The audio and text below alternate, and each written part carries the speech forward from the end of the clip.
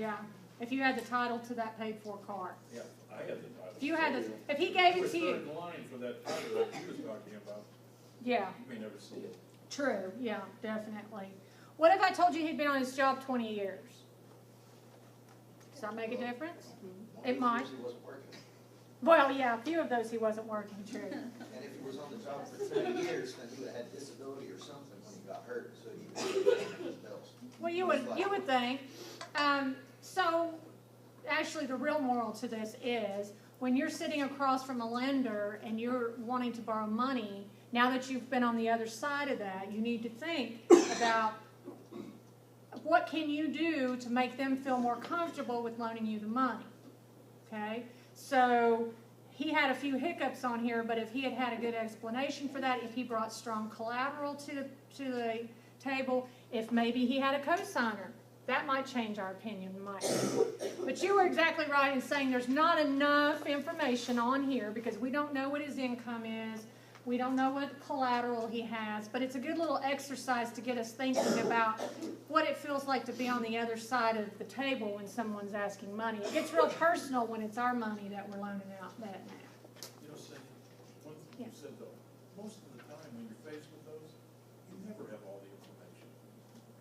You've got to make a decision, and that's more realistic than not, okay, if you have to, because if you're doing hundreds of those a day, or you got to make that decision, you probably would never get around it if you waited until you could do that, so it's The thing is, if you're a lending institution, you have your own application completely separate from this, where you True. can ask any questions you want. Yeah, that's true. Within the law, of course. Well, yeah, within the You law. can't ask them Yeah. what their race or religion or anything Right. is, but you can, ask, how long have you lived at this address? How long have you worked? What's your income? Give us a copy of your taxes or line, whatever from your taxes. So, and if you're a bank, if they come and sit down, you get to ask them questions. So, Yeah, so keep that in mind, that if you are going to need to borrow money for your business that you want, and part of building credibility when you do go to borrow money for your business is that business plan. Because that's a big part of what they're going to look at. They're going to look at your credit, but they're also going to look at that business plan. So that's a way that you can increase the likelihood of getting approved. Now, just some other things that I wanted to share with you about your credit. How many of you all get those offers in the mail that you're pre-approved? And you open them up over the shredder or the trash can and you're tearing them up. If you want those to stop, that's one way to protect your credit, in that if you're afraid people will get in your mail or whatever, you can have those stopped by going to optoutprescreen.com and or calling this phone number, and it will stop those offers from coming. Now, it does not stop the offers from coming with businesses that you are currently doing business with or have in the past, but just those random junk mail that you get, you can have that stopped. And then if you ever wanted to reverse that down the road, you can reverse it, because I've personally done both. All right, here's another quiz for you. My credit report contains information about my recent divorce. True or false? True. True? Actually, it does not tell that whether you're married, divorced, or single. However, looking at someone's credit report, you can pretty much tell if they're sitting across from you and they say they're applying for this individually, but yet they have a joint mortgage, they have a joint auto, then that tells me, one, there's a spouse we're not getting involved in this loan application, or two, there was a spouse that we're not getting involved in it. Make sense? But as far as your marital status, that's not part of your credit report. And someone already mentioned legal questions. Things that are not on your credit report: race, religion, medical history, political affiliation. Checking and savings, a lot of times people think that that's on their credit report. It's actually not. If you were to bounce a check and the bank or the credit union got a judgment on you, then that would show up as a collection or a judgment on there. And any other thing that's not related to your credit. All right, so how do you get your free credit report? Here's a hint. It's not the little guy on the commercial singing free credit report, get your free credit report. It's not free. They're going to try to charge you. There's only one place that you can get a copy of your credit report, and that's at annualcreditreport.com. You are entitled to have one of each of your credit reports per year for free. And this, well, it's on your handout, but it's also in the book on page 10. It tells you about annualcreditreport.com. Now, the reason that I like to do it on annualcreditreport.com and not some other sites is, one, that it's free. Two, if you see something on there that's incorrect, you can dispute it right then. And then the lender has to prove you owe it. So it's not you're guilty until proven innocent. They have to prove that you owe it. So you can dispute that right there online. It saves mailing certified letters and trying to make phone calls and all that stuff. So normally what we do when we have a client come in, we will do one-on-one credit counseling with anyone that would like to do that as well. Myself, Natasha, and we have other staff members that are certified credit counselors. We can sit down with you and help you walk through this process. We'll pull the report for you. You take it with you. We don't keep it. But we can help you with reading the report and also disputing items on there. It does ask you some questions that only you know the answers to, so it does protect your identity in that regard. Now, another place that you can, and annualcreditreport.com does not give you your credit score. You have to purchase it for like $8. But if you go to creditkarma.com, it does give you a score. And there's some things that I like about Credit Karma. One, it's free. I'm all about free. Two, it gives you a score. You can check it every day if you want to, because you set up an account, and it doesn't show as an inquiry when you go on there and you look at it if you wanted to every day, although nothing dramatic should change on a daily basis. And it also gives you some protection on your credit report, because anytime an account is opened in your name, you get an email from them. Anytime an account's closed, you get an email from them. So it's almost like having added security on your credit report without paying for it. And I've personally used this for probably about 3 years now, and it's really cool the way that it works. One of my coworkers had an email come from them one time, and it said that you're about to hit your limit on your credit card. And it was a credit card she hadn't been using. And it turned out somebody in another state had gotten her number and was having a good old time on her credit card, and she didn't know it. Now, she probably would have found out when the bill came, but I would much rather know it right away, or quicker than waiting on the mail to deliver a statement to me. And another thing about Credit Karma, you can't dispute stuff on there. So that's why you want to use both of these, okay? I don't need to check my credit report. I pay all my bills on time. False. And obvious reasons that you would want to check your credit report. What if someone's stolen your identity? And make sure that the information's correct that's being reported. I use the comparison of balancing my checkbook. I mean, I don't just trust the bank that they're never going to make a mistake. So, and you want to treat your credit as a valuable asset. It's as valuable to you. It should be as valuable to you as money that's in your wallet, because it will make a difference in what things cost you from now moving forward. Is it up to the credit reporting agency to verify information before they put it on your report? It is not false. It is not up to them, although they do need to do due diligence. But again, people make mistakes. Things can get mixed up. So again, I would always check my credit report. All right, so I talked about disputing. If you find something that's incorrect on there, that you can dispute it. You can go directly to the company that reported it, but I personally recommend that you do it on annualcreditreport.com so that you have documentation of it, and it starts the clock ticking right then. When you hit that dispute button, submit, then that creditor has 30 days to prove that you owe that. And basically a credit score, I told you I compare it to a GPA, but it's indicating the likelihood that you're going to pay your debts on time. So that's why they're using it. So, I was asked this earlier, do you need to have a score above 700 to get a preferred interest rate? True. Anyone else? This one's kind of a trick question. It depends. Depends on who you're looking to borrow money from. What you want to borrow it for. And what you're wanting to borrow it for. It's a lot different than a loan for a car that's 10 years old. Yeah.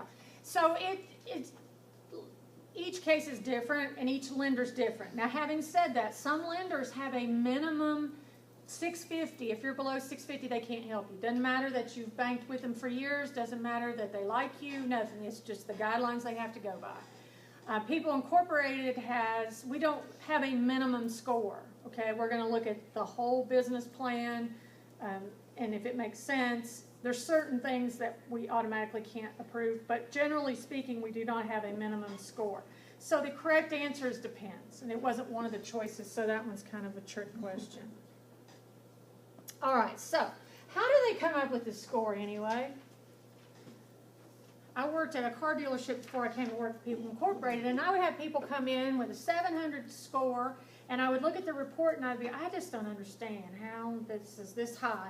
And then I would see people that paid everything on time and come in and their score would be lower. It didn't make sense to me. So here I'm going to try to demystify how they come up with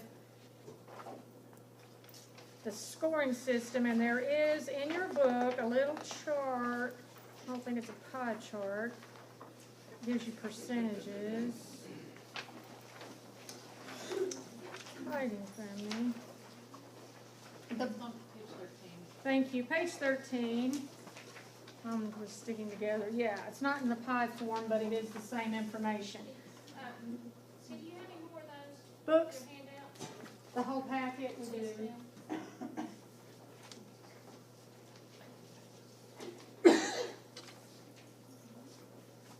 think she has a book. Okay, so 35% of your score is based on your payment history. That can be good news, that can be bad news. If you've got credit issues and maybe your credit score is not as high as you want it to be, this could be good news because they are basing that on the last 2 years of your payment history. So 35% of your score is based on how you've paid your bills in the last 2 years. So obviously, if you decide that you want to try to get your score up, you could start today, get everything paid up, and then pay it on time continually, and you're going to see 35% of your score. That will affect 35% of your score and help your score go up. The other big percentage is the amount that you owe to creditors, and 30% of that is calculated in your score. What do they mean by that? If you have a $1,000 credit card and you owe $998 on that credit card, you've used up almost all of the percentage of available credit. This also plays into why they're recommending you don't close paid out credit cards, and I'll get to that in just a second. General guide, try to stay below 50% of the available credit that you have. 30% is even better, but if you can keep it under 50.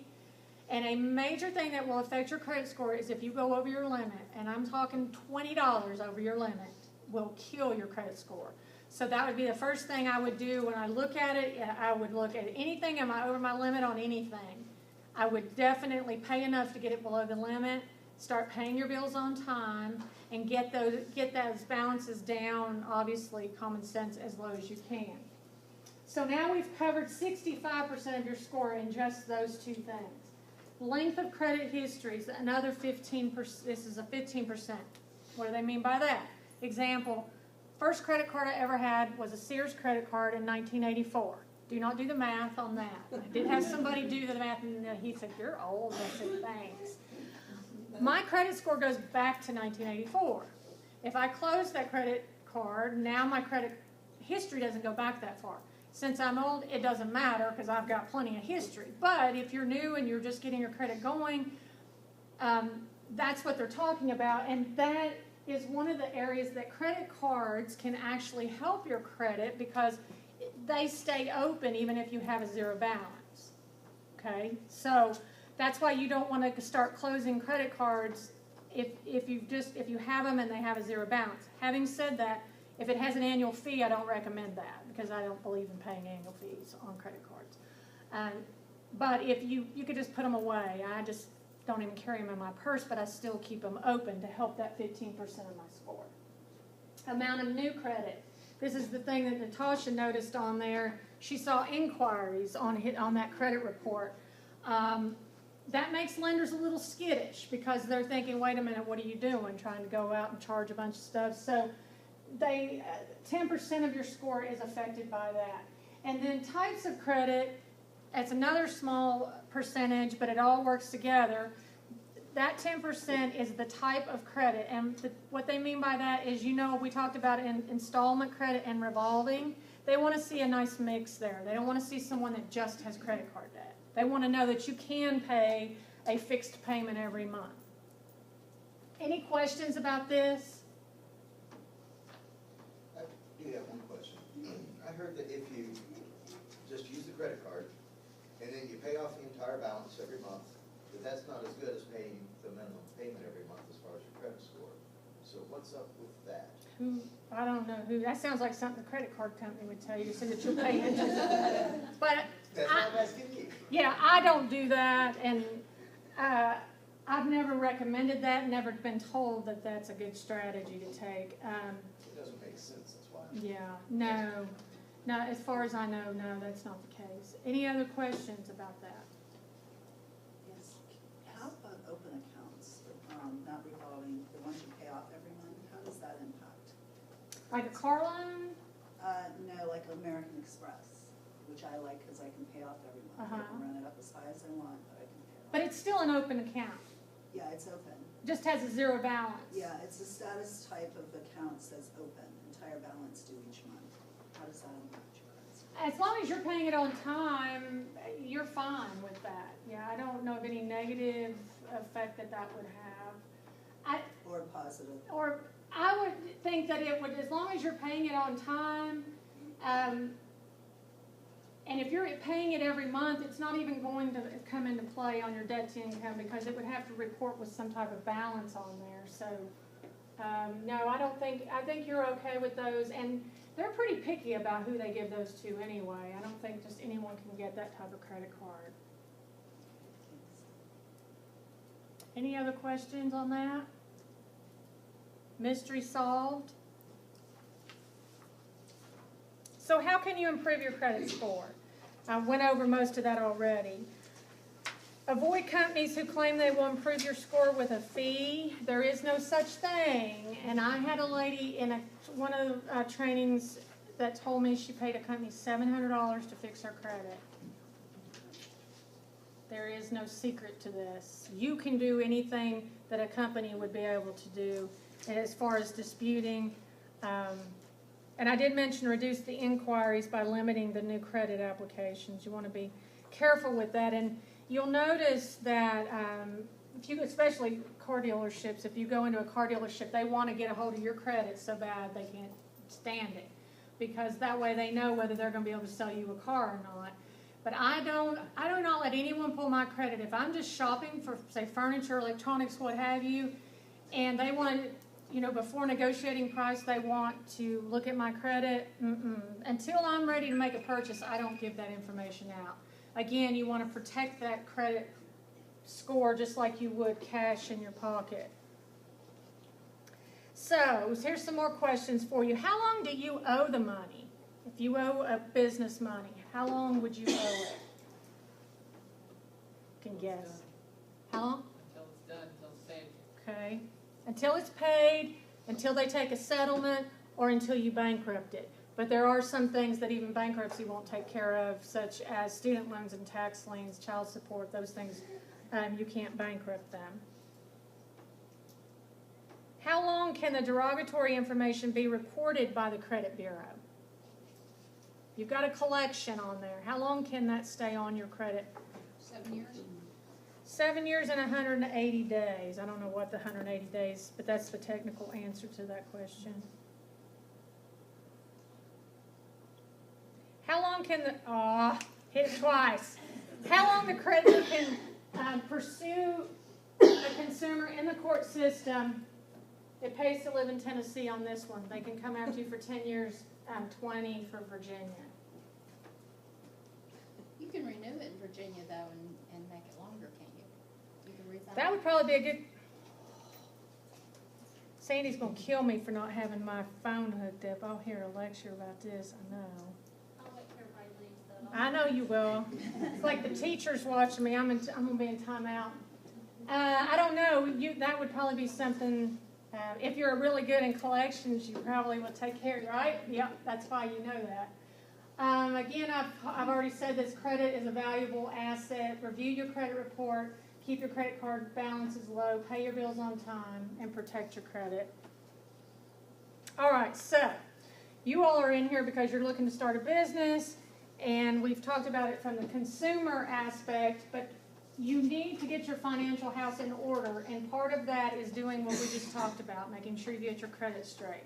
Some other things that you're going to need to do if you are looking to borrow money for your business is you're going to need to gather your personal records, meaning your tax returns. If you're buying an existing business, you're going to need that existing business's tax returns along with the schedules, any other financial documents that might help the lender. And then you want to photocopy them and have them ready to go along with your application.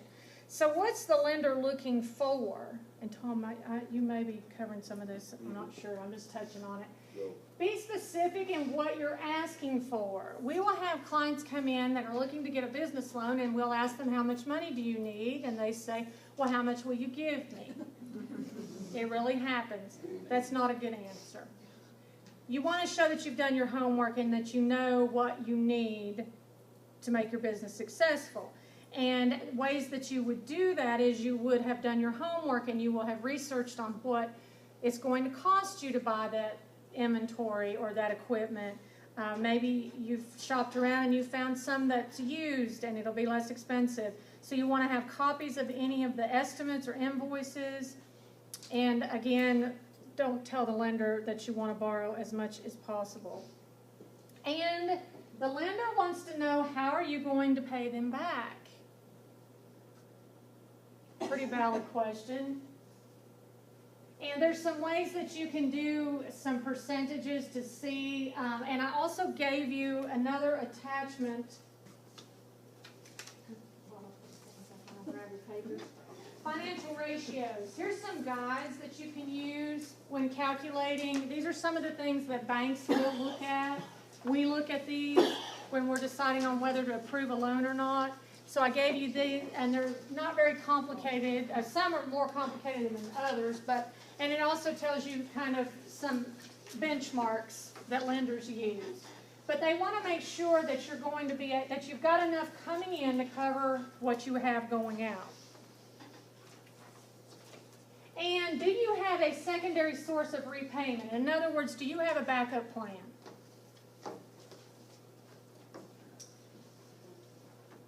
And be prepared to have guarantors or additional collateral. Again, you had the lender hat on. You know how it feels now when somebody's looking to borrow money. When I started telling you some different things, you were like, oh, okay, well, maybe that will change my mind. So if you know you're going into it and your credit score is weak and you've done everything that you can to get it up, you may need to have additional collateral. You may need to have a co-maker, just depending on your situation. Any questions before I turn the floor over to Tom? Remember, if you need help on the one-on-one, feel free to contact me, and I can set up an appointment. It's all confidential, and I can help you through that process on the annualcreditreport.com. I have actually some information again on our consumer loan program and our business loan program up here, and I brought some loan applications if anyone thinks that they would need that as well. All right, Tom. It's all you. You want me to turn this off? Yeah, I Okay. don't need it. We're not gonna use it.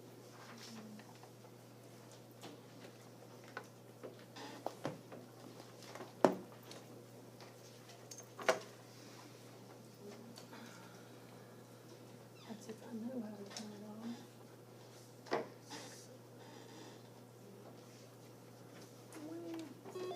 There we go. Okay, now that Cindy's got you all the money you need, you gotta run a business, right?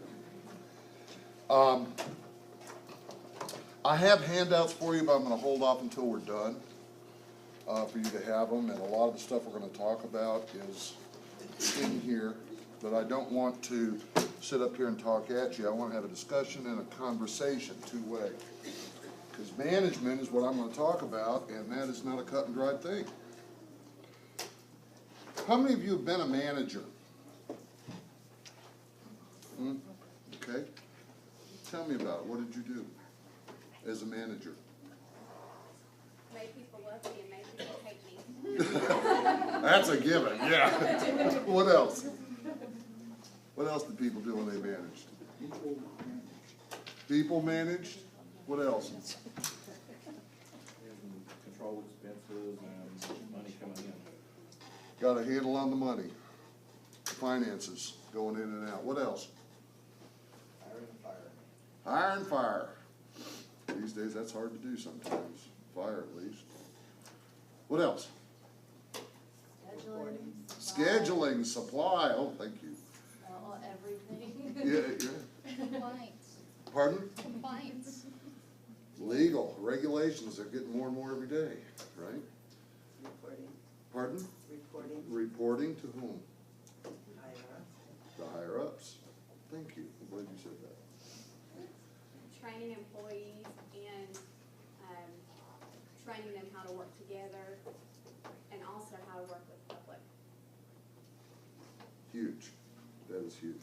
Because as far as the public is concerned, they are the company, right? Problem solving. Problem solving. Conflict resolution. Pardon? Conflict resolution is one. Conflict resolution. Oh boy, we're getting on a roll here. Okay, what else? Managers just walk on water, don't they? They do everything. Well, as a new business, how many of you are already a small business or are wanting to grow as opposed to starting a business? About half, about a third. Okay. I'm gonna ask for your support on this one. As a small business owner, and I can attest because I've been one, what does a manager do for a small business? Everything. Pardon? Everything. Everything. That's a good answer. Let's break it down a little bit. What are managers responsible for in a small business? You've got the accounting aspect, right? You gotta know what's coming in, what's going out the door, right?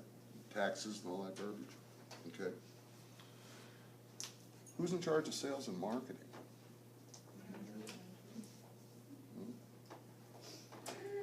And what is marketing, by the way? Getting more business. Advertising is part of it. Getting more business is the goal. What is marketing? How to get their money in your pocket. That's a truth. More is better when it comes down to money. My grandfather had a saying, huh? Selling yourself. Yes, that too. Building your brand. Building, thank you for branding. Yes, that's part of marketing. Marketing is really everything in the company that is not accounting or manufacturing.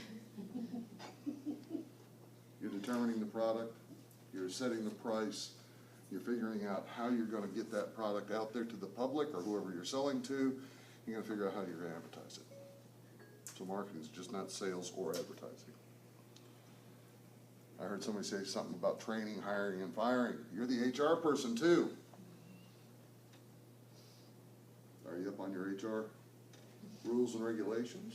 Do you know in certain instances, depends on how many employees you have as to what you have to do. All these rules and regulations, as a manager, you need to know this stuff, or have resources to guide you through it. Not one of you mentioned anything about information technology,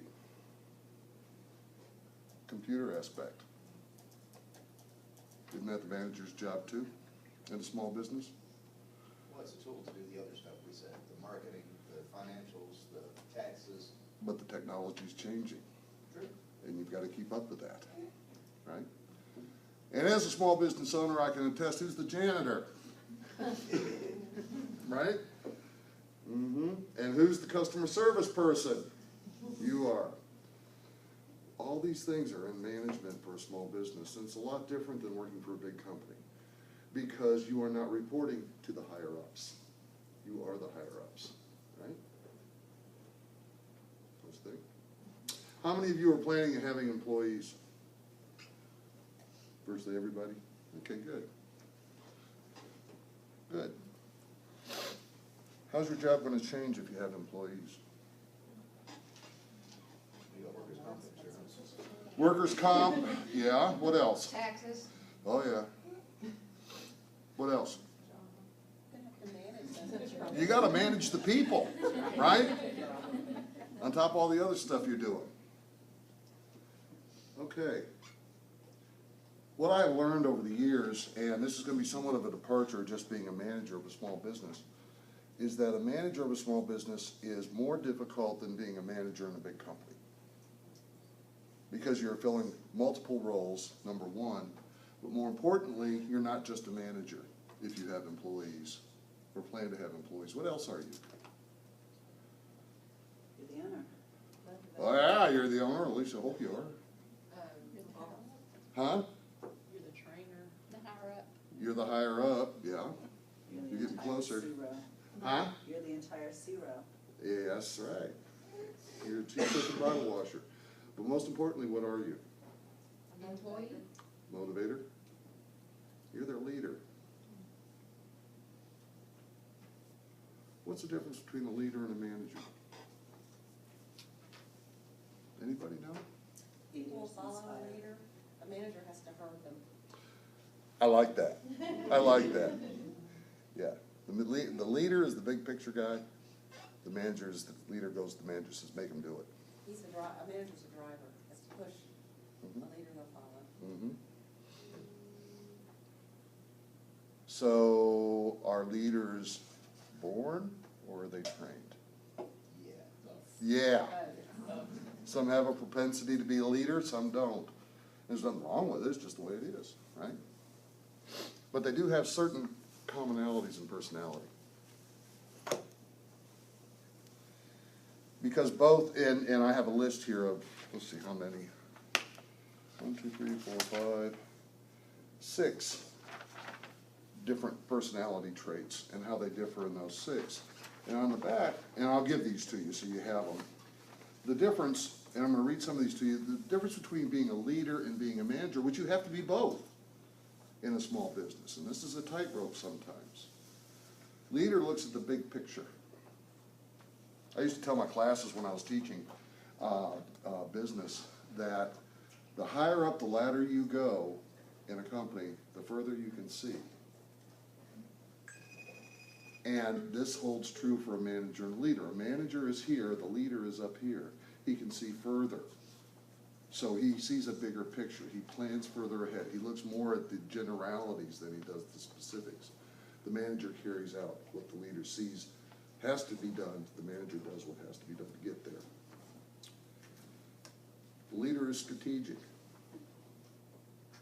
Manager is tactical. And what's the difference? Tactics are a general idea of what you want to do, and strategy is how you're going to carry it out. Correct, correct, correct. Leaders say, are we in the right jungle? The management team says, I'll cut those trees real efficiently for you in that jungle, okay? That's the way it works. The leader is responsible for the vision of the company, the execution and strategy, but he passes that down to management and conveys that to management. So management's job is to meet certain goals and projects and tasks in a certain time frame. Now, as a small business owner, can you do both of these at the same time? You got to. You don't have any choice, right? You have to. So you have to walk a fine line, folks, when it comes down to being a manager and also a leader. Leadership looks for efficiency, or effectiveness, and management looks for efficiency. Leaders look at process or progress. Management looks at process and the results. They're more black and white. It's not a gray area. It's not loosely defined.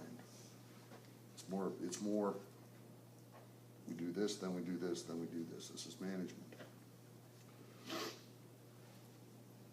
Leaders think people are more important than the task.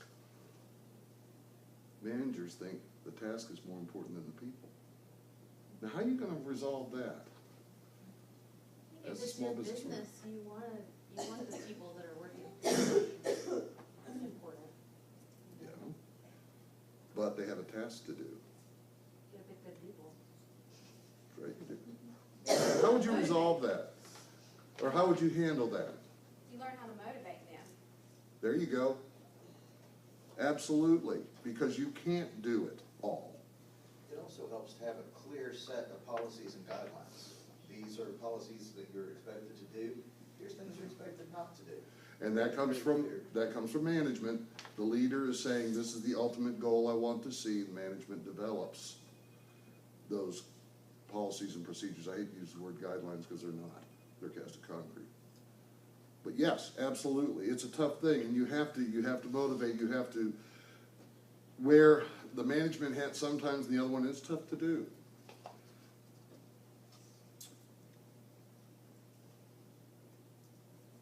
A leader is a visionary, and you all are visionaries because you have an idea in your head of what you can do to make a business begin or grow and be successful, right?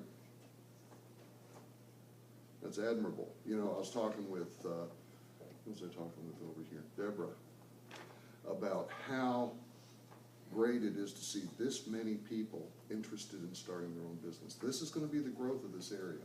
It's not going to be some big box. It's not going to be a manufacturing firm. You people are responsible for making things happen. And that takes vision. And that comes with leadership when you start a company. Your manager, on the other hand, he's the level-headed one. He's going to get the job done. He's going to, let's go do it. Got things to do. Got a goal.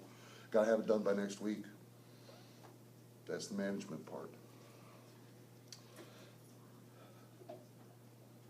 You don't want to get caught as a manager in what we call tunnel vision. What do I mean by that? Lose sight of the vision. Of what vision?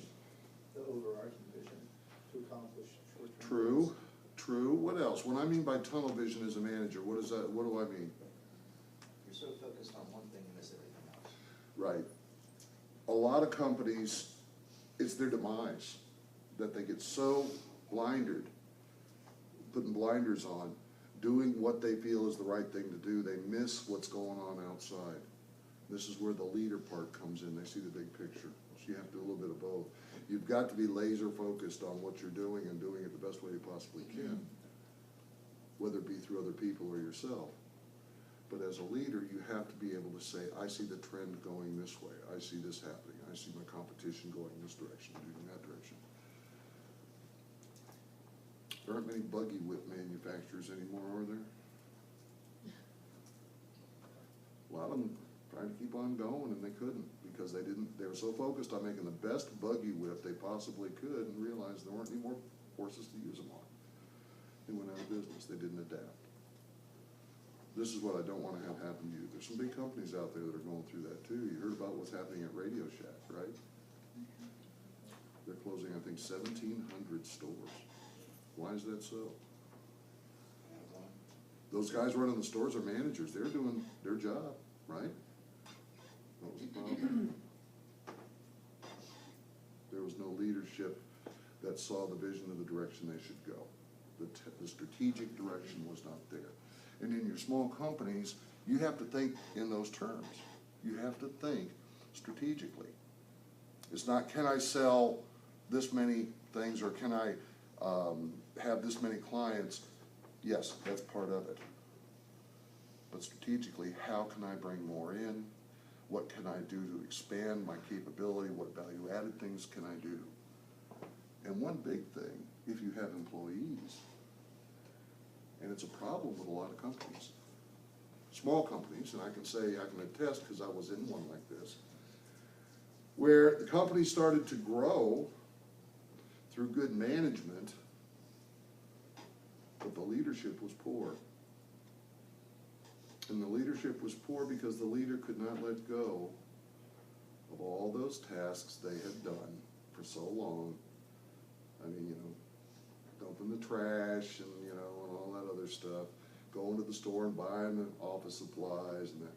Oh, I can do it better than that. I can do it faster. It'd take longer to explain it than I would to go do it. How many times have you heard that? Yeah, but you know, part of leadership also is knowing when your time is worth more than your money. That's what we're getting to right here. So there are certain things that, you know, you have to, there's only so many hours in a day. That's right, and this is where they have to let go, because their time is better spent doing other things that are worth more. For example, if you're paying yourself, I'm gonna be ridiculous here, $100 an hour, okay, as the leader or the head of the organization, and you've thrown a job that a $10 an hour person could do, you're wasting resources. And what happens is, the reason why that happens is something called the Superman syndrome. Are you familiar with that? It's tough to let go sometimes. This is your baby. And as a manager, you have to know, like Catherine said, that you have to know when to let go. What is going to be most economically viable? Yeah, that person may not do it exactly the way you did it, but they will do it well. Because you've managed them well, you've trained them well. And you have faith and trust in them. And sometimes that's tough to do. It's very tough to do as you grow. But that's the only way your company is going to grow and be successful, is if you are willing to allow other people to take some of those management roles as time goes on, or duties. So, in managing a company, a small company, where would you start? Where would you start gaining the skills, knowledge, and abilities to be an effective manager? What would you do? Find someone who's done it before. Perfect. Yeah, there's nothing wrong with calling somebody else up and saying, you know, I'm gonna try this, I'm not sure how to do it, can I, you know, pick your brain or come down and work for you, temporarily, learn the ropes. Excellent way to do it. What else can you do? Attend classes at the small business. You get a gold star. Okay. Yes, formal education. If you are a manager and you're gonna do your own bookkeeping, it'd be a really good idea to learn how to do QuickBooks, right? Formal classes is one way to get some of that management so you can manage. What else? Workshops like this are always helpful, if for nothing else, for networking. What else? You can have consultants for the areas that you may be in. Yeah, you can do a consultant, but I'm gonna temper that by saying as guidance counselors, not as consultants to do the work for you. You do not want someone to come in and you say, here's this, I don't care about it, you just do it, and they hand it to you and you don't know what it is. I'm not having people for advice. Oh, yeah, that'd be, yeah, a board of, it's called a board of advisors? Yes. Okay. I don't care how big your company is or how small your company is, you should have resident experts on call to assist you in various aspects which you are not an expert. What would some of those aspects be? Human resources. Could be HR, what else? Information technology, IT, another one? Legal, absolutely, what else? Financial, what else? Business analysts. Yeah, that's kind of what I do. Could be social media marketing, you might need to. Marketing, social media, potentially, yes, who else? How about a banker? For money, that kind of stuff. When I heard financial, I was thinking accountant. And it's not bad, and depending on the industry, to have an insurance person on there too. So what we used to do in our company, we were small, we did less than $10 million a year in our industry, and we only had 7 employees, but we had a board of advisors. We met once a quarter, take them out for a nice dinner, had a banker, a CPA, an insurance agent, and an attorney. We all went out for dinner,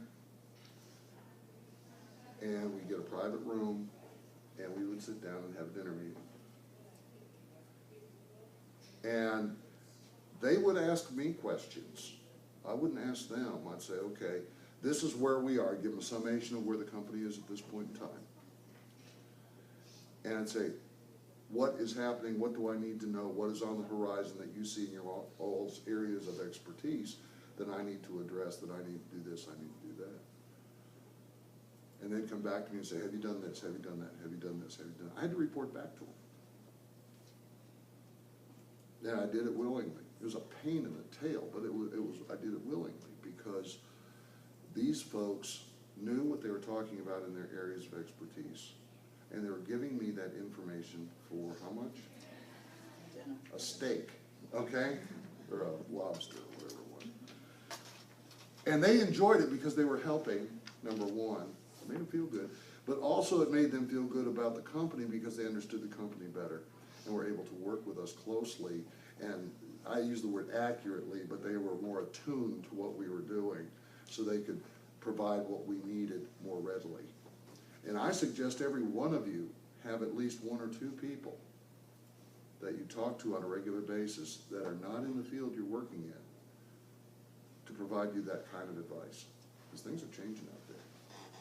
The big one, back when I was doing this, we didn't have the social media issues. And you'd probably want a marketing social media person on there. Absolutely. So what else about management? What would be some of the pitfalls that you can foresee in management of a small business? What scares you the most? Losing your best employees. Losing your best employees. Interesting. No business. Pardon?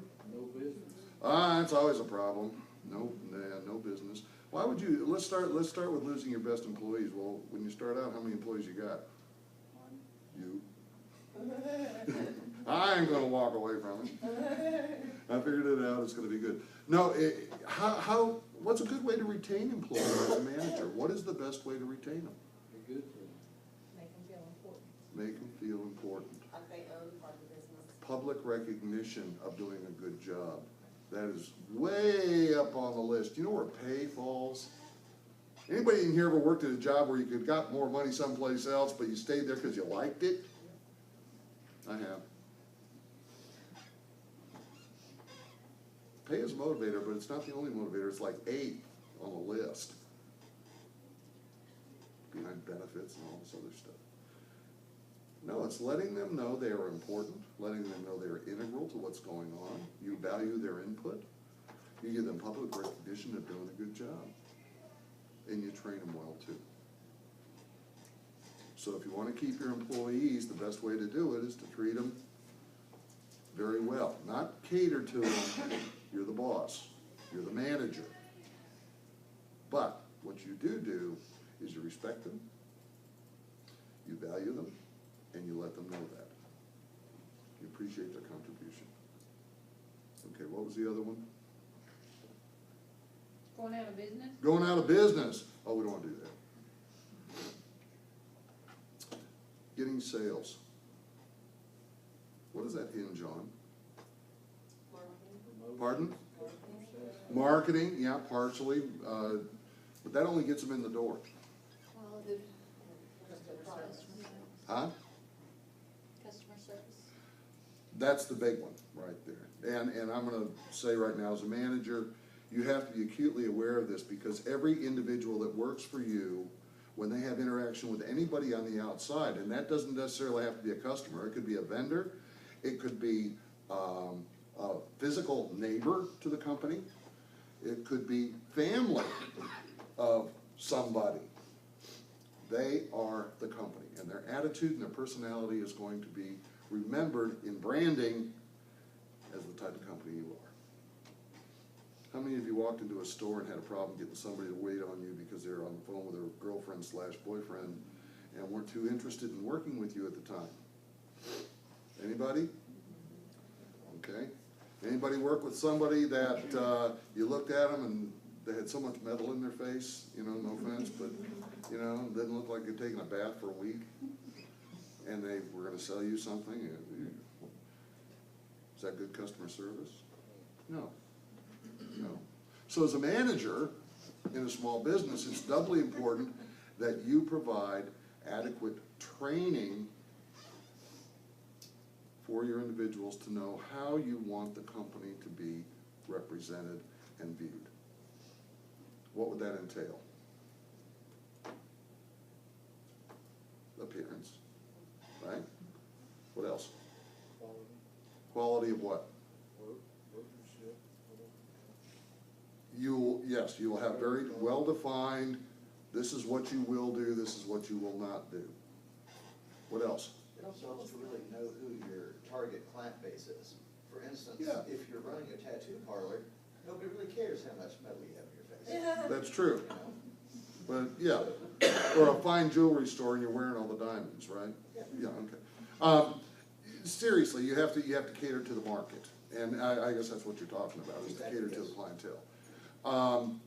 That is huge. If you are selling, high-end women's clothing, you're not gonna hire me to do it, right?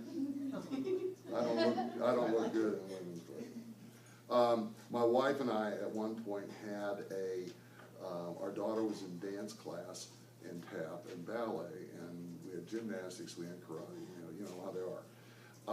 And we got tired of buying all the outfits for all the recitals, and she was also a competitive dancer. You know, you get up at 2 in the morning, driving 400 miles to go to a competition. And we decided we were gonna open up a dancewear store, which we did. We opened up a retail store and sold all the dancewear and aerobic wear and all the stuff we had it worked out with the dance studios, where we would supply the costumes for all the recitals and all that stuff. We also did all the videotaping of all the recitals at that point.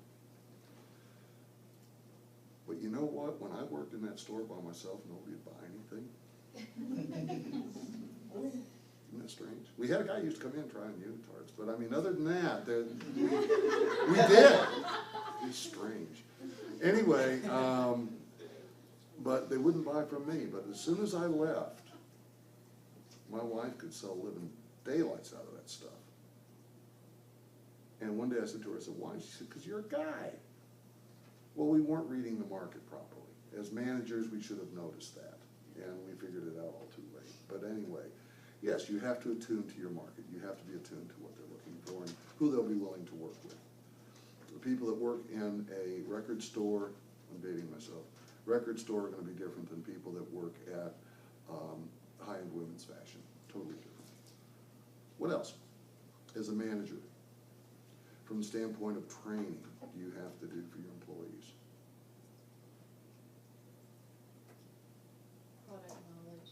Product knowledge, yes, absolutely. In management, and you've got to know more than they do. As a manager, you have to be up on this stuff, and as a manager, you are the go-to person when they have a question. So you've got to be the walking encyclopedia. So what else? Customer service. How do you handle conflict? How do you handle an irate client? Very common. Try. Do you want your employees to do that? You want manager to do it? Should be the manager. Always referring to the person who can make the decision, unless you give the employees, and this is management with the Superman thing, you give management or employees the power, you empower them to do whatever is necessary to right the wrong.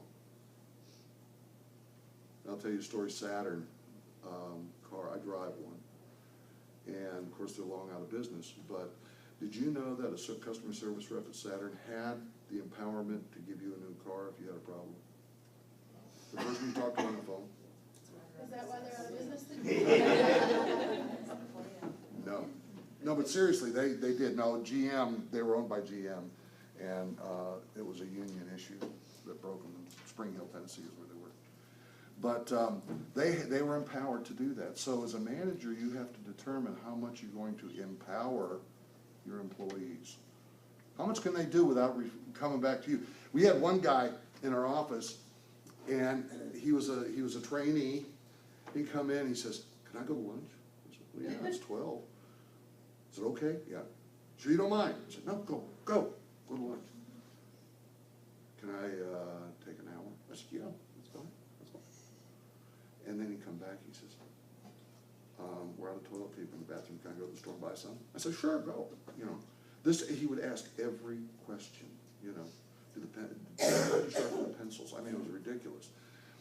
He felt so, I don't know what I was doing wrong at that point, because I kept on saying, just do it. He just didn't feel that he had the empowered to do anything in the office. Then I had the other ones I couldn't control, where they went out and did stuff, and I just swept up after them, all the mess they made when they're out there.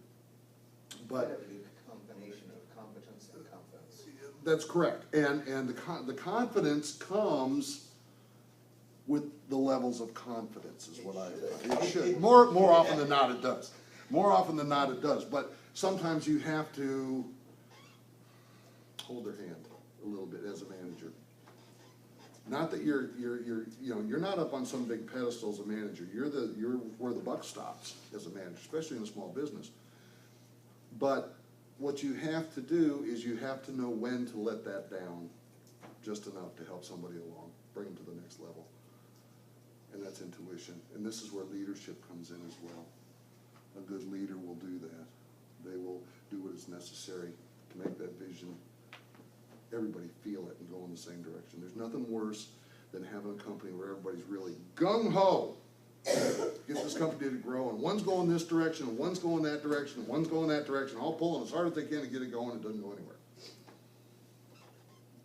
A leader focuses them in the same direction, the manager pushes them to make it happen. Okay? What else? Anything else in management that you feel is a issue or is a problem or a concern that you may have as a small business owner? Confidentiality. Confidentiality, interesting. In what respect? Well, you have to keep employee issues confidential, for instance. Of course. In my particular field, education, you don't want people going around saying, oh, this person has a documented disability or whatever. You can't. Depending on your business, there are different levels of confidentiality you need to know for your field. You could be in deep doo-doo if you started saying stuff like that. Yeah. You don't want that. So, yes, you have to use discretion, and again, it's great to have an open door policy, meaning that people can really approach you and talk to you at any time, but there are certain issues that need to be talked about behind closed doors. Also, Tom, I think in a small business, you can't be best friends with your employees. No. You need to have a professional distance. That's the kiss of death, and that's the problem. Everybody wants to be your buddy. Right. And that's why I said you have to come down sometimes and let down that barrier just a little bit to bring them forward. But yes, you have to keep somewhat of a wall, professional distance, that's a good way to put it, between you and them. You're friendly, you can talk to them, you can, everything, but they know that you mean business. And as a manager, that's tough sometimes because you want these people to do well and you want to help them, and odds are you people are all very empathetic to other people. It's hard to have that facade sometimes. You got to turn it off when you go home. It's hard to do sometimes. But yes, absolutely, excellent point. So what else? Well, I just think, I think if you have employees, you should be able to empower them to do certain things so that they're not asking, can I? Correct. Can I? Absolutely. And you oversee their daily responsibilities. I disagree that you can't be their friend. I think that the tone you set at work, if you bring your personal life to work, they're gonna bring their personal life to work. I think that if you, especially in a small business, the tone you set, you have to lead by example in a small business. Absolutely. And so,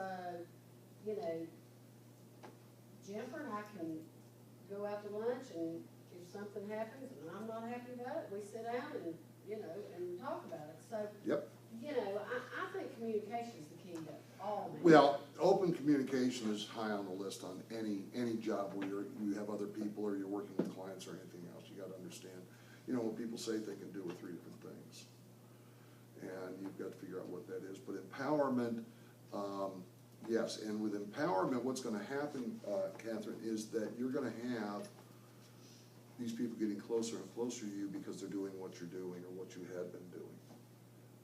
Again, I still feel that there has to be a little bit of something to And yes, you can go out to lunch with them, you have a good time, you can do whatever you want, but when it all boils down, they are employees.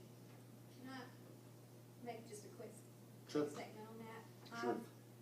This is my second business that I've owned, and I made a lot of mistakes with my first one. Oh, yeah, well, I hey, did join the club. opposite. And so, the first one, I was friends with everybody, and I was no different than an employee Mm-hmm. to any person that would come into the salon.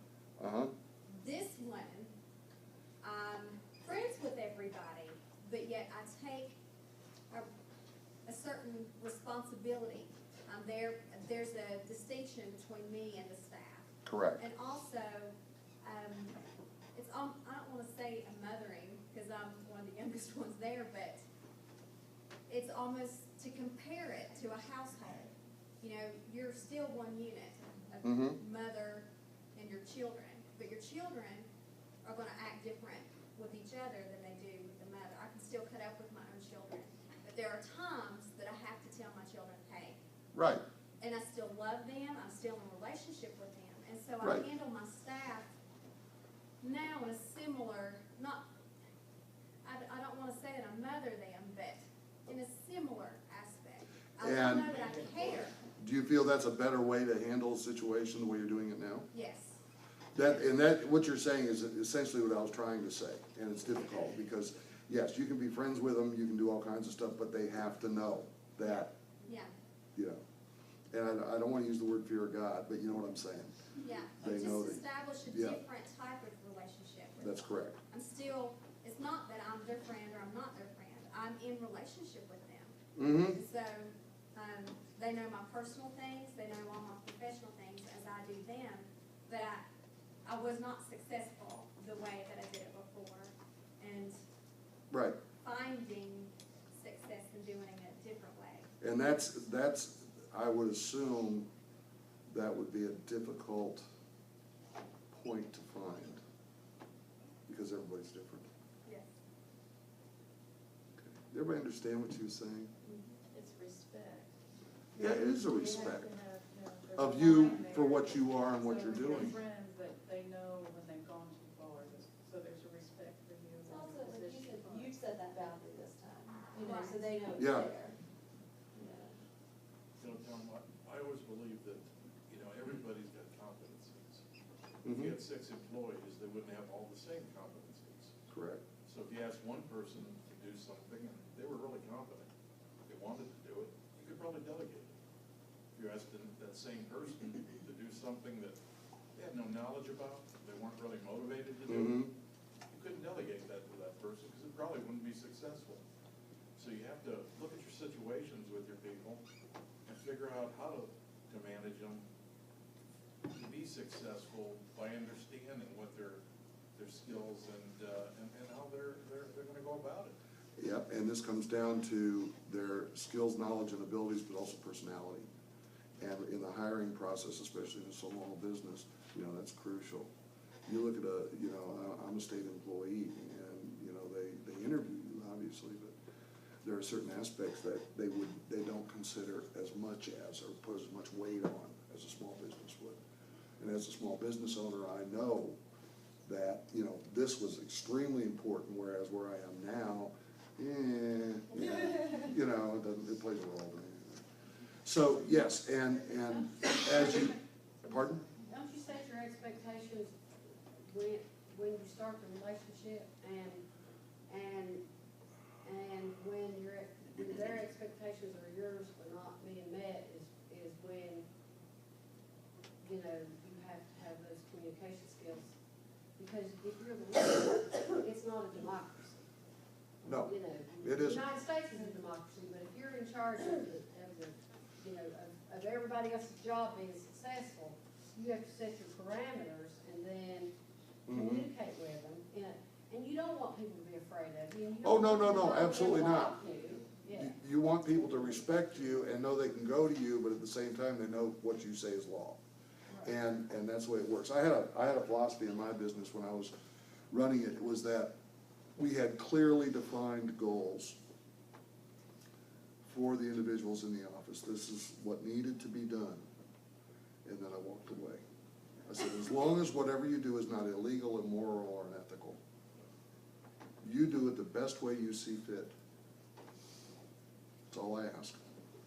That's where, you know, when we were talking about it, I remember a phrase that was used, you know, that what you'd like to do is have your employees like you.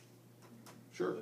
But if you have to make a choice between respect and liking you, you know, to me, I'd rather have them respect you than be your best friend. Right. That's right. Because there's times that you don't like thinking back in childhood, you don't like your mom at that time. Oh, yeah. But you knew that she, Had your best I interest. respected her, and I knew that she had my best interest and the whole family's best interest. And you didn't want to admit it, but you knew it. Right, right. I admit it now. Well, that's exactly why the leadership model of our military is you come in as a leader and you start off being hard. And Yep. then you can be a little Back soft off a later little on, bit. but if you start off being soft, they'll push you and push you and push you. So you've got to start off with that clear, Clearly defined goal. yes. And it's easy when you go into a situation and you say, okay, here is what you are going to do. And you're giving them the end result, not how to do it, the end result. As a manager, you can do that because you know what that is, right? This is what they have to contribute. Now go do it. So a lot of what we're saying, I think, assumes that we're meeting our employee fresh. What if you come into a business with somebody you have a pre-existing relationship with? How do you redefine that as an employer-employee relationship? If you're going into a business, you mean like a partnership? Not necessarily a partnership. But you're I Give me some more information. I mean, you're gonna hire a friend? Yeah. Okay, well, that does create its own can of worms, you know Has that. anybody done it? Yeah. I had a family business, okay, it's even worse. I did it, it was a nightmare. Yeah, it is. The problem becomes this in management, especially when you're hiring friends. Somebody's gonna get ticked off sooner or later. You have to have, if you're hiring, they have to understand you have the last word. You make the decisions, unless you empower them to do certain things. I think it's, And if I just can, it's really difficult to It is. redefine a relationship in that way. So if you've had a long existing relationship with someone as a Mhm. peer, as a friend, it's really difficult to transition, especially if you're sort of the same age, and it's really difficult to transition into a position of like, okay, now I have this power over you, or I get to tell you what to do, without it generating some sort of resentment or being offended, and because there's all that personal stuff, and you're not used to talking to each other that way, you know? well, it bleeds over, and what it does, it's very difficult to separate business from personal at that Yeah. point. And in a management situation, you should be able to turn it off, but it's really hard to do. There's also issues of favoritism, if there's other people in similar roles as your friend. That could be an issue, absolutely. It could be an issue if you have, if your girlfriend's working there and you hire somebody else, and they say, well, she always gets, no. And you're creating a dissonance in the employees. You don't want that. You're creating more problems than you're solving. We talk about this a lot, but one thing that kind of resonates with me is, in a manager and employee relationship, to help your employee develop into the salesperson or the marketeer or the employee that you want, you have to give them feedback. And it's been my experience that the negative feedback I received, I grew a lot more from than the positive.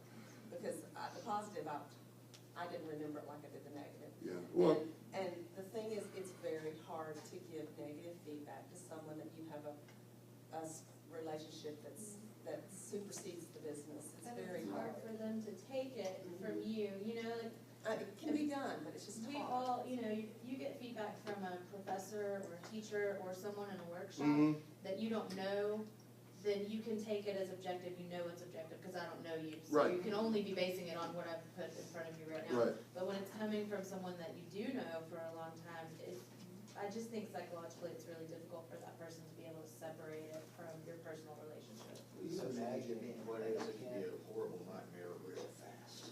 yeah. Real Yeah. fast. I It- can't it- imagine those conversations not being interpreted as like you being condescending. Yeah, exactly, and that's That's right. how it sort of blew up for me, is like in an effort to mentor, it became being accused of you know, being condescending or, you know, whether that was, but it's, You're that's picking a on difficult me. thing to do, Yeah, yeah, you're it's just picking a on hard, me. it's a hard tightrope to walk, The consensus is just. on both sides. Start it. It's, let's put it this Just way. find a stranger. I be can't- a friend. Yeah, I can't tell you what, in great need. That's completely different than becoming friends with your employees. that's a You know, different it's aspect totally different. altogether. Yeah, it's a need, And but then you're walking in as the boss, I no opened matter what, a so then gift you shop could be the with a boss beauty anyway. shop, and I didn't have any It's buying just not worth it. experience. But I did have set policies and procedures for Mhm. my salon in general. And I, you know, a friend of mine wanted to run a gift shop. And I said, okay, here's the deal, cause the good thing you know about your friends is you know their personality. Right. So here's the deal, you can't call all your family members every day and talk to them about what's going on for the day. You know, you're not allowed to use the telephone except to answer, you know, and so knowing the personality, you can do that, but it's still really difficult when they're on the telephone and you go, because the first thing they'll do is say, well, you were talking to your husband a while ago. And a normal employee wouldn't say that to you. Right. You know, So I, you know, I had a need, and we worked around it for about 5 years, and she finally decided that it, you know, we needed to, Did your friendship survive? just as strong as it ever was, because we, you know, we saw that it was getting too difficult. Mm-hmm. And it, you know, I mean, if you actually have friends. I think that's the ingredient right there. If you're friend and you have a good, open communication, and from day one, you can have that communication, but if you find yourself avoiding being truthful with that person, you'll find yourself 6 months down the road without a friend. Are wishing they were your friend. Yeah. Well, and the communication thing I think is huge. Family's the same way. Yeah. Do not ever. That might be worse. That's what he said. They'll take advantage of you. That's right. No, communications is huge, and sometimes communications is not positive. One thing I do with my clients when I counsel them, and I'm sure that some of you can attest to this, the first thing I say is, I don't sugarcoat. Okay, I'll be diplomatic and I'll be tactful, but I'm gonna tell it like it is, because your future depends on that. I'm being truthful and accurate, and I expect the same in return. That should be your policy. You all have that open line of communication. It makes a big difference, because there are things going on in the company. We used to do something years ago in the small business. We'd go in with, it was a test we had, and we'd have the key people in the organization grade the effectiveness of the company in about 90 different categories. How important was it to the company, number one, and how well were they doing it? And these are people from production, or it would be from, you know, warehousing or whatever. And we would go through, and all these employees would fill this out anonymously and send it back to us, and what we would do is chart it. And I cannot think of one case that the manager jaw did not hit the floor. The owner, he said, I can't believe this. You mean to tell me that our emphasis on this means nothing? That's correct. Our advertising is awful, but it's very important, you know, and this kind of stuff. He couldn't believe it, and he's making excuses for it, making excuses for it, making excuses for it. As a manager of a small business, you gotta, you know, find out what's really going on out there. Like I said earlier, what people say, think, and do are three different things. So as a small business manager, sometimes you're so close to that, in that tree, those tree trunks, you don't see the forest with your employees. That's another reason why to distance yourself just a little bit. You've got to get accurate feedback from communication where they respect you enough to talk to you, good, bad, or otherwise, and you do the same. If you see a behavior, if you see something with your employees that doesn't resonate as being good, you need to do something about it. And it's not pleasant, it's not comfortable. But that's your job. As an effective leader, what you're doing is you're guiding those people to be, quite frankly, better at what they do. So if their salary is tied into any kind of sales or anything else, hopefully they'll make more money. But for goodness sakes, keep the line of communication open. If it's good, you tell me. If it's bad, you tell me. You just tell me. Because you cannot fix a problem or move forward unless you know what's going on. And as a manager, that's your job. Especially in a small business. You can't delegate that out. Any other areas of small business management that you guys personally have found to be, ooh, man, things you had to overcome?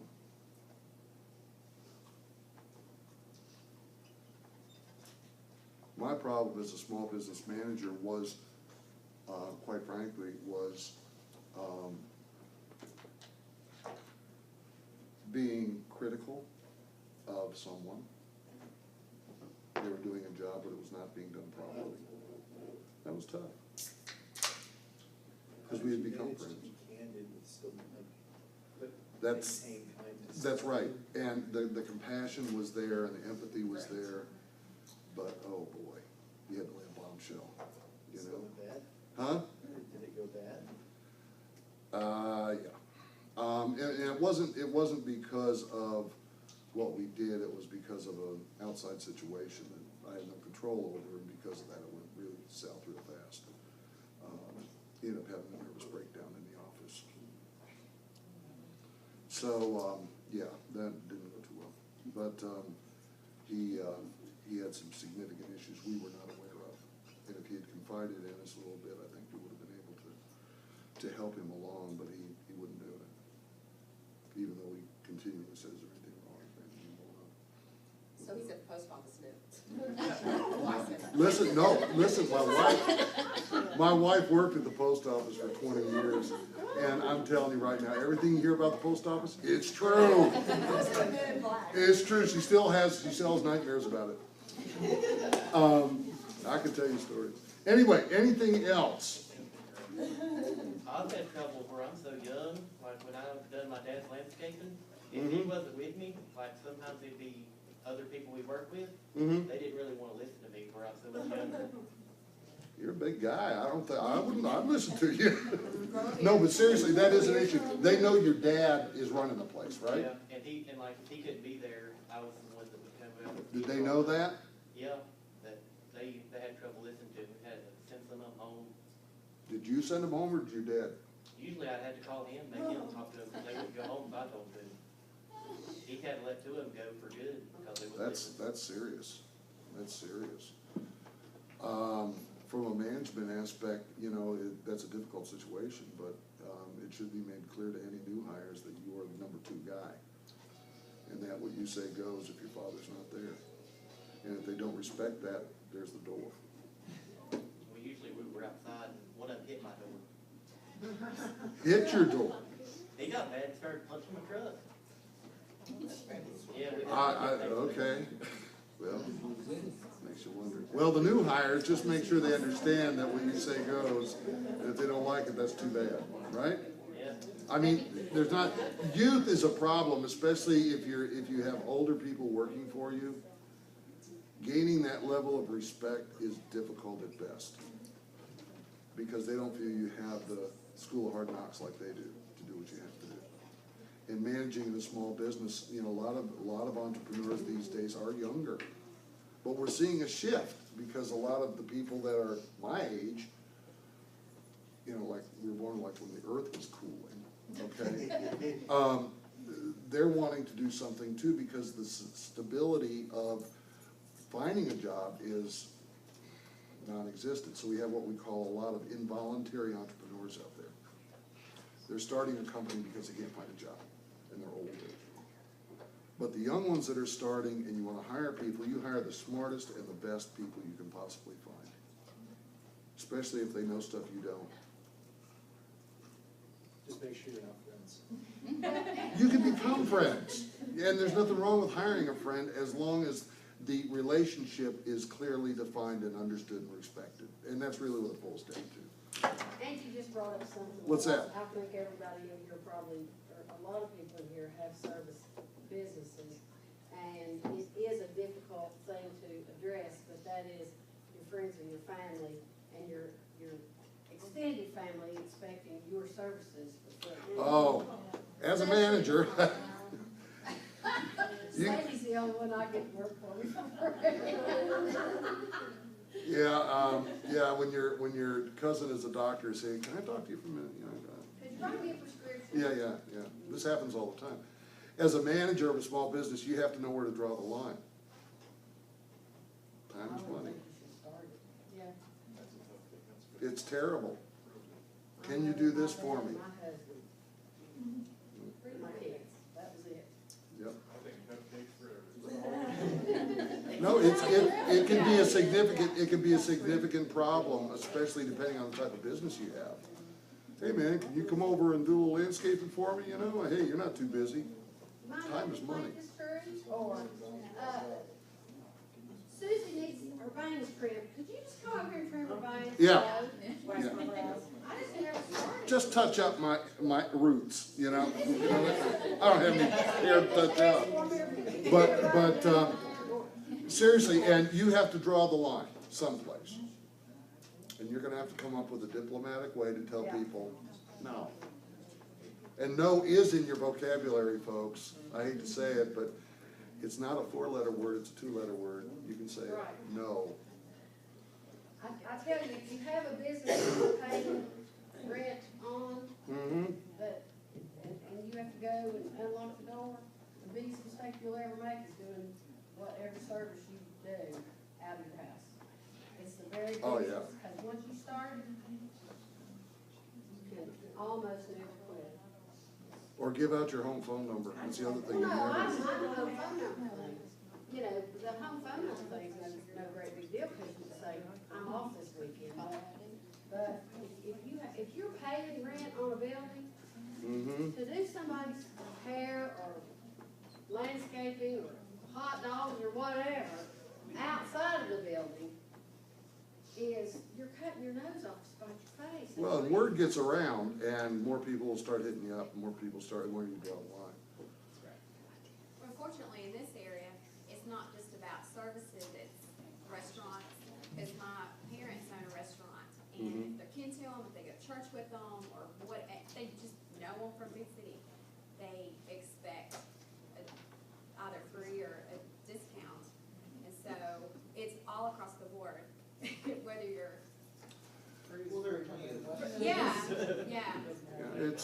It's a problem. Yeah. This guest artist, when I was traveling with the circus, this guest artist, his comeback was always this. So, if I give you $18 out of my paycheck, when you get yours next week, are you gonna give me yours? And it was a equation that people went, well, I'm not giving you $18 out of my paycheck, and you go, no, I'm not either. You know. But it is a big issue. Mm-hmm. Service businesses, I'm looking around the table at all. There's a lot, yeah. those people that have service. If you've got something for sale, that's another answer. Well, they'll want a discount, or, hey, you know, And They discounts expect are it a okay. little bit more If as a people- thing, if, that's you a know, tangible product. If it's just your time that they're taking advantage of, they don't see it as Oh, yeah. but oh yeah. That's been down the river. You don't mind if y'all, those rafts are not busy right now. Why don't you take a little ride? I signed my one child over to yes.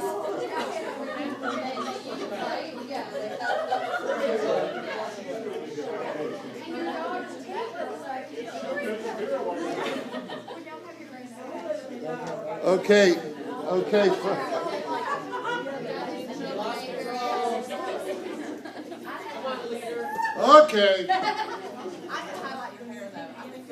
Both of them? Anyway, okay, let's get back to a couple of more minutes and I'll cut you loose. I am having several things passed out to you. One of them is a synopsis of the personality characteristics of a leader versus a manager, What else do we need to? which is really, I think, interesting. It looks at it from a totally different perspective. One of them is a management audit. It is about 6 or 7 pages long, and whoa! It is about 6 or 7 pages long, and it is a series of questions in different aspects of running a business that you should be able to answer yes to the majority of, to see if you're ready, okay? And the third one, what is the third one? Where is it? That one, Business that one. management skills. Yeah, business management skills, which is pretty much, boilerplate of the basic things that you need to be aware of and be very astute in as a manager of a small business. As you grow, you will delegate these out, but initially, you've got to understand and take care of all those areas. The one I think you'll have the most fun with is the audit. There are no right or wrong answers to this, I just think it'll put things in perspective for you as to what really needs to be addressed. Are there any other questions or comments you may have concerning small business management? This is a difficult subject to talk about in a cookie cutter fashion.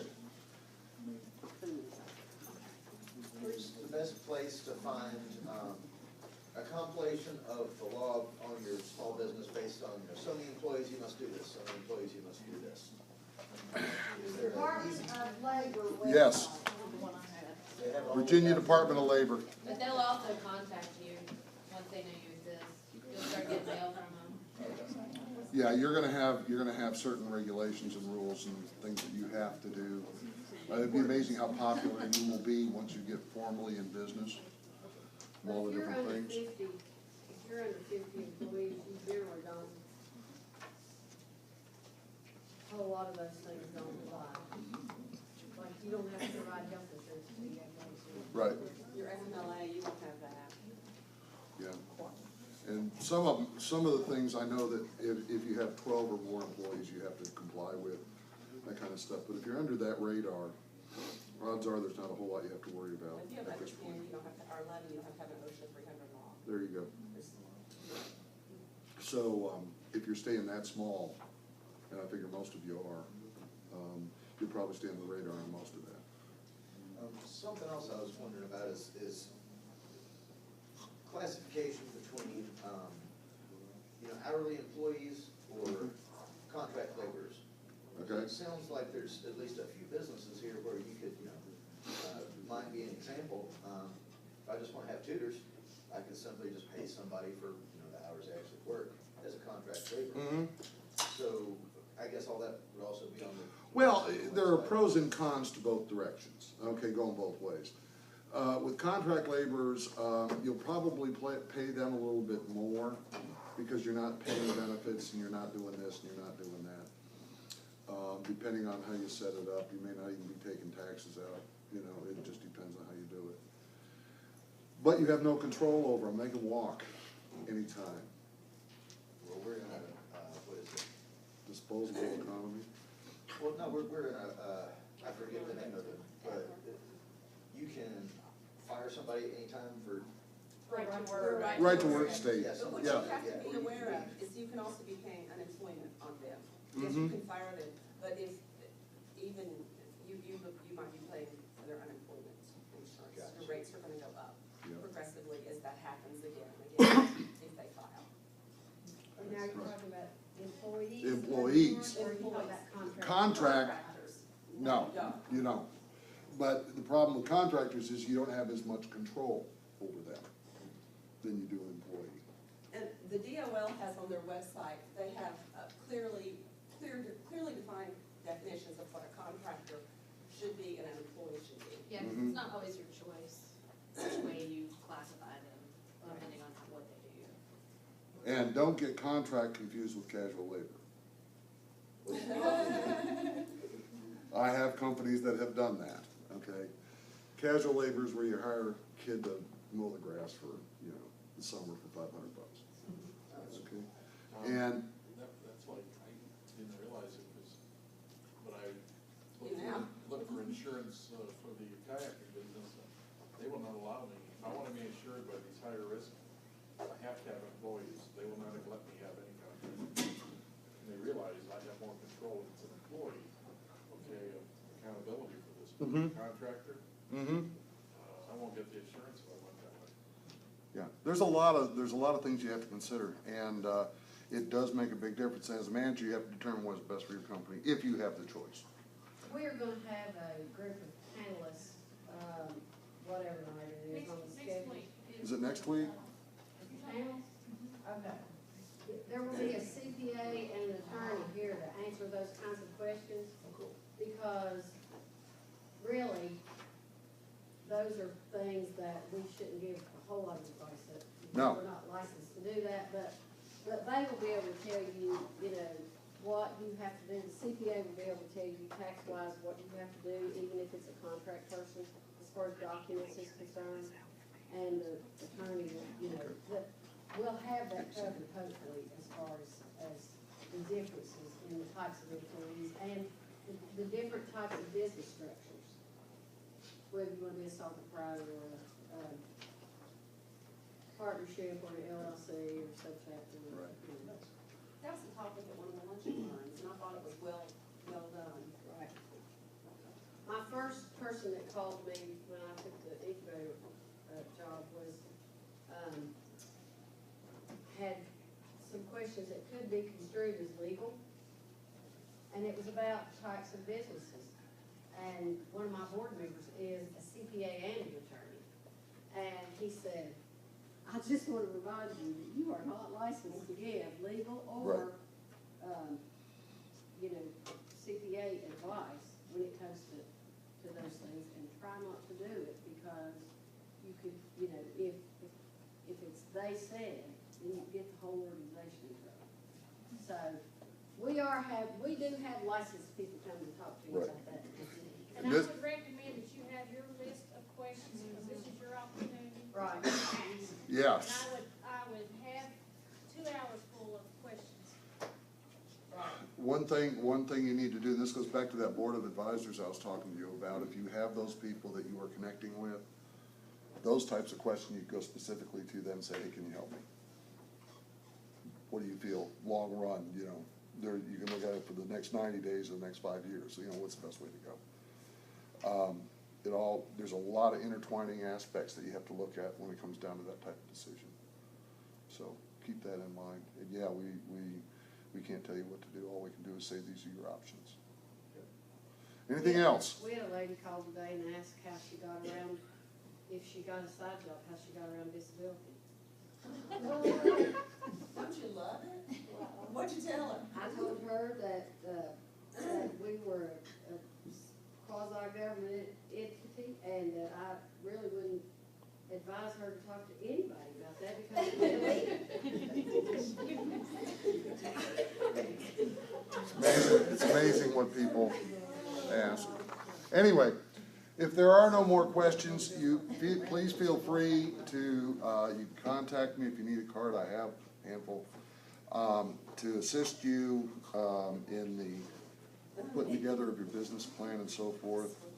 Be more than happy to. Cindy has asked me to make sure all of you, this piece of paper right here, you all have one. Would you please fill that out for both sides? Our organizations have to. Well, the company So- that provides these books to us, they provide they them to want us it- free of charge as long as I submit these to them. Yeah, So if you so- can do that for me, I'd appreciate It it. saves us money, makes us money, and gives us an Saves us indicator of how money, well yeah. we're doing. Yep. So if you would do And that. tonight is Marla's birthday, and she brought her Oh. birthday cake to share with us. If you all want a piece of cake. None of the voting panel can eat it. It will look like I tried to buy some. It's her 29th birthday. 29. 29, that's what my wife 29, says. again. Thanks. I appreciate that a lot. Age is just a state of mind. Well, tell my shoulder and my back that. I was thinking something along those lines. Fill out those, Did anybody else not get an evaluation?